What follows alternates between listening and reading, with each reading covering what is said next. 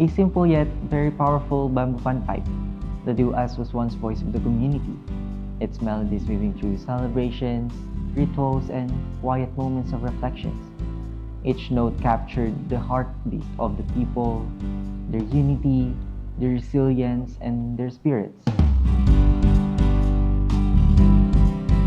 Here in Bangui, Ilocos Norte, where the towering windmills harness the power of the wind, we are reminded that the forces of nature have always shaped our way of life.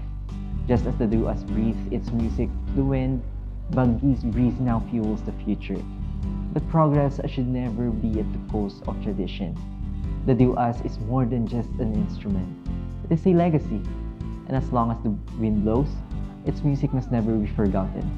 Bangui closes the competition with a story that reflects its deep connection to the Amian. Their performance follows young Jose, who learns the true power of the mystical wind as he struggles to fly his kite.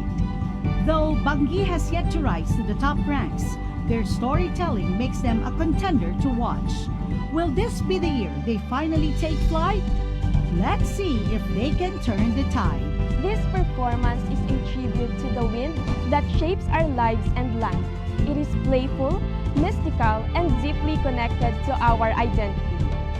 Through movements and storytelling, we bring Amihan to life, reminding us that nature is both powerful and generous. This performance will take you through a journey of 3 distinct seasons: the scorching heat of summer, the heavy rains of monsoon, and the most awaited by the people of Bangui, the refreshing breezes of autumn, the Amian. Through the artistic celebration of our town's renowned winds, we're here to show you Bangui's story told like never before.